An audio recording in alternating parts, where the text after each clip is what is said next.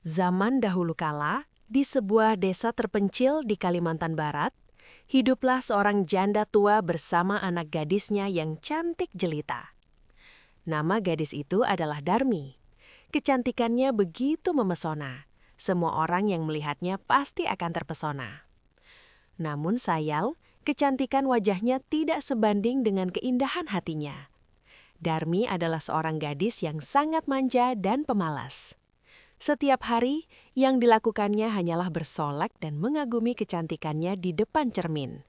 Ia tidak pernah mau membantu ibunya yang sudah renta bekerja di ladang. Sang ibu harus membanting tulang sendirian, dari pagi hingga petang, untuk mencukupi kebutuhan mereka berdua. Semua pekerjaan rumah, mulai dari memasak, mencuci, hingga membersihkan rumah, dikerjakan sendiri oleh ibunya. Setiap kali sang ibu meminta bantuan Darmi, ia selalu menolak dengan berbagai alasan.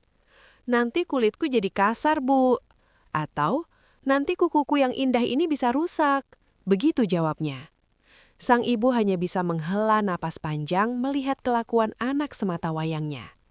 Walaupun hatinya sedih, ia tetap sangat menyayangi Darmi. Apapun yang diminta Darmi, pasti akan diusahakan oleh ibunya.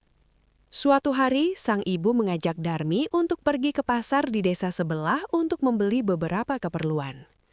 Awalnya, Darmi menolak keras. Ia malu jika harus berjalan kaki bersama ibunya yang penampilannya sudah tua dan dekil. "Aku tidak mau pergi ke pasar dengan ibu.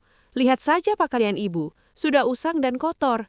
Aku malu kalau orang-orang melihat kita bersama," kata Darmi dengan angkuh. Hati sang ibu bagai ditusuk sembilu mendengar ucapan putrinya. Dengan sabar ia membujuk Darmi. "Ayolah nak, ibu tidak bisa membawa semua barang belanjaan sendirian. Kali ini saja temani ibu ya," rayu ibunya. Setelah dibujuk berkali-kali dan dijanjikan akan dibelikan baju baru yang indah, akhirnya Darmi setuju.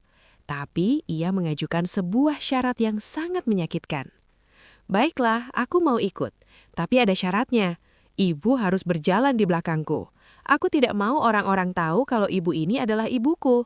Anggap saja ibu adalah pembantuku," ucap Darmi tanpa rasa bersalah. Betapa hancur hati sang ibu mendengar syarat itu. Air matanya hampir tumpah, namun ia menahannya. Demi menuruti kemauan anaknya, ia pun setuju. Maka berjalanlah mereka berdua menuju pasar. Darmi berjalan di depan dengan gaunnya yang indah dan wajah yang angkuh.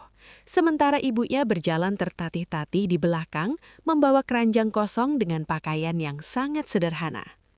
Benar saja, sepanjang perjalanan semua mata tertuju pada kecantikan Darmi. Banyak pemuda desa yang menyapanya dan terpesona. Salah seorang pemuda mendekat dan bertanya, "Hai, gadis cantik, sungguh memesona parasmu. Siapakah wanita tua yang berjalan di belakangmu itu? Apakah dia ibumu?" Dengan sombongnya Darmi menjawab, "Tentu saja bukan, dia itu hanya pembantuku." Sang ibu yang berjalan di belakangnya mendengar jawaban itu. Hatinya terasa remuk, namun ia masih bisa menahan diri. Ia berharap anaknya hanya bercanda. Mereka melanjutkan perjalanan.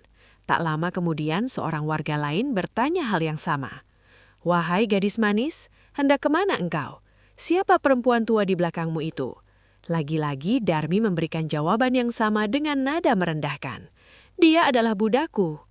Hal ini terus berulang setiap kali ada yang bertanya. Setiap kali pula jawaban Darmi semakin menusuk hati ibunya. Hati seorang ibu mana yang tidak hancur diperlakukan seperti itu oleh darah dagingnya sendiri. Puncaknya ketika mereka hampir sampai di pasar, untuk kesekian kalinya seseorang bertanya, siapa wanita tua di belakangnya. Dan untuk kesekian kalinya, Darmi dengan lantang menjawab bahwa ibunya adalah pembantunya. Kali ini sang ibu sudah tidak sanggup lagi menahan rasa sakit di hatinya. Kesabarannya telah habis. Ia berhenti berjalan, mengenadahkan kedua tangannya ke langit sambil berlinang air mata. Ia berdoa dengan hati yang pilu. "Ya Tuhan, hamba sudah tidak kuat lagi menahan hinaan dari anak kandung hamba sendiri. Hukumlah anak durhaka ini ya Tuhan." Seketika langit yang tadinya cerah berubah menjadi mendung. Petir menyambar-nyambar dengan suara yang menggelegar. Angin bertiup kencang. Darmi merasa ketakutan. Perlahan-lahan ia merasakan sesuatu yang aneh pada kakinya. Kakinya terasa kaku dan berat, tidak bisa digerakkan. Perasaan kaku itu mulai menjalar dari kaki ke seluruh tubuhnya. Darmi panik. Ia melihat tubuhnya perlahan-lahan berubah menjadi batu. Barulah ia sadar bahwa ini adalah hukuman atas kedurhakaannya kepada sang ibu. Ia menangis sejadi-jadinya. "Ibu, ibu, maafkan Darmi. Tolong, Bu, ampuni anakmu," teriaknya penuh penyesalan. Ia mencoba bersujud di kaki ibunya, namun tubuhnya sudah setengah menjadi batu. Sang ibu hanya bisa menangis melihat kondisi anaknya.